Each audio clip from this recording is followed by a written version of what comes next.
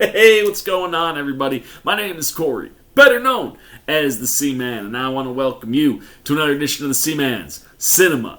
Sit down. Tell you, my timing on being 100% healthy was really good for this specific element of my life, and that is getting up bright well, not bright. It's bright because I have a light, but we're getting up very dark, and very early on a Wednesday morning. I got a Marvel shirt on my chest. It means that they've got some TV that's back over on Disney Plus, and with their first animated series, as excited as I was to get going, once I was up, I was ready to rock. It was tough, so being healthy certainly made it a little bit easier for me to get up and watch this, and now I'm ready to talk about it with you. What am I talking about? Why don't you pull up a chair, take a seat. We're getting ready to dive in spoiler-free into Marvel Studios' What If. That's right, baby. Marvel Studios, Kevin Feige, all the things that we love have moved to the world of animation, and it is quite glorious to behold. The animation style here is wonderful. I mean, we've seen that in the trailers, and getting to see it in a full format was just great. Like, I really dig the style. The action really pops, and the way you're visually able to tell the story, this being one, but I would assume as we go, the way they'll be able to tell these stories is it's something that feels familiar. It's close enough to animation styles where it feels familiar, but different enough where it feels really fresh and feels new and feels like its own thing.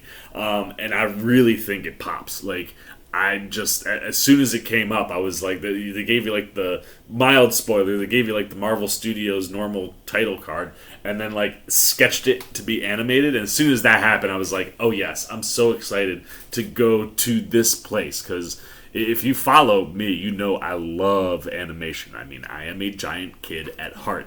So to see the MCU and some of my favorite things go to the world of animation was a really cool thing to behold this morning. And the animation style is dope. Like, I'm excited to see what else they do with this style and these stories that they tell.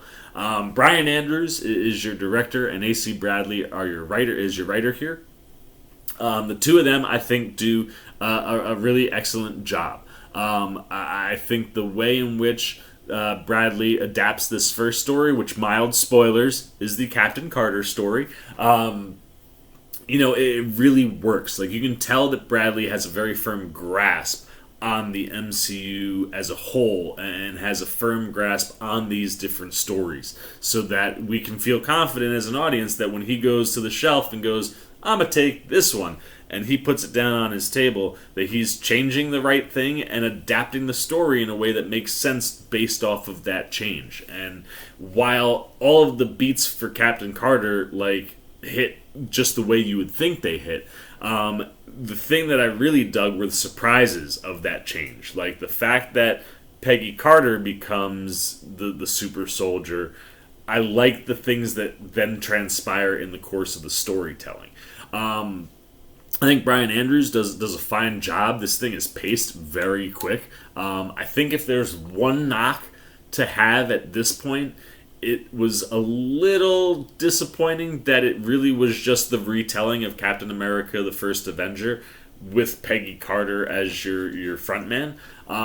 It didn't. It was one of those where it was like you could tell your own story with Peggy Carter, being Captain Carter, and instead it kind of told the Captain America story. Like, it hits the main beats of that movie and then changes all the stuff in between, and changes it in ways that totally make sense. But I think instead of getting what really felt like an original story for Peggy Carter, it was getting the Captain America story just tweaked a little bit, and it worked. But if there was a knock, I thought maybe we get a little bit more original with the story. And because of that approach, Andrews really has to keep the pacing quick.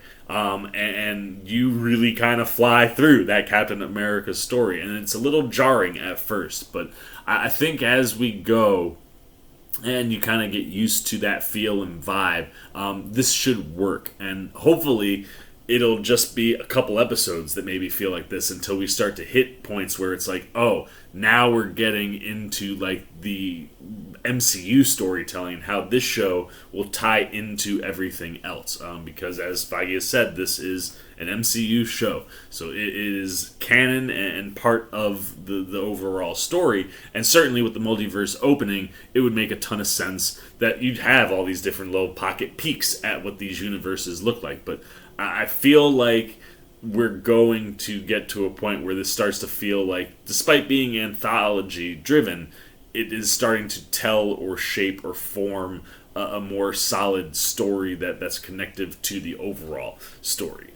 But one episode in, we're not quite there, and it was just a little jarring from a pacing standpoint, like to get like the Captain America story just if it was Peggy Carter. I know that's the idea, but I thought we might get something a little bit more original in the storytelling and what changes. But what we got was cool and certainly worked from an animation standpoint, and I feel very confident in this team to deliver time and time again as we traverse all these different stories in the multiverse.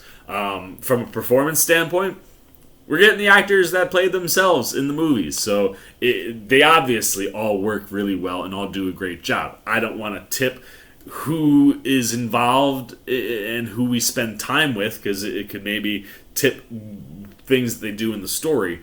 But certainly someone that we can talk about is Peggy Carter, and Haley Atwell does a phenomenal job bringing her to life on the animated side of things. It's one of those things where it's just nice to hear the voice you're familiar with. I know Star Wars has proven you don't need to. Clone Wars certainly worked and feels like it is part of the overall story. It improved the overall story. So it's one of those that you don't need it, but since we have it, excellent. And I thought Haley Atwell did a really good job of breathing life back into Peggy Carter. I also think the other person that we can talk about, Jeffrey Wright, who plays the Watcher, does a phenomenal job. His voice is perfect to narrate this thing. And it's just got that warm, welcoming, inviting nature to it that just really does pull you right in right away. Like, it doesn't take very long to fall into this world and just be like, ooh, it's so nice, because Jeffrey Wright does a wonderful job in inviting us in. And I think he'll be perfect to kind of navigate where we go, specifically when things start to get weird, like with zombie Avengers. So I'm excited for him, and excited to see how the Watcher plays in general. I think he has a role to play.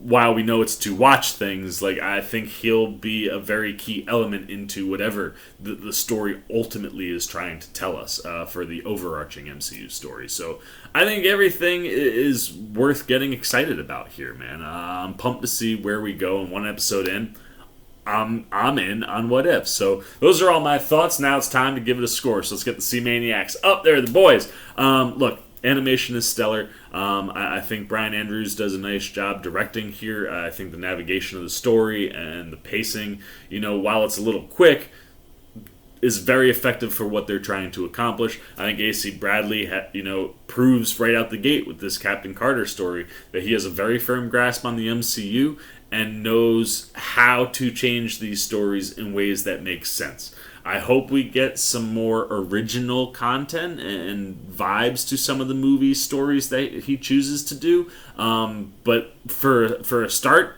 I think it's very, very promising. And obviously, the cast is going to be great because it's the voices of the people we know. So one episode in, I'm very excited. Was a little wonky as far as just retelling the Captain America story through the eyes of Peggy Carter as the super soldier. And because of that, it didn't quite completely hit for me. So one episode in, What If, first episode, Captain Carter, I'm going 4 out of 5 C-Maniacs. Very, very strong. I think there's room for improvement, and I think very similarly to WandaVision, if this is going to start to tell a story that maybe starts to connect these things together a little more, I think you'll see that a few episodes in.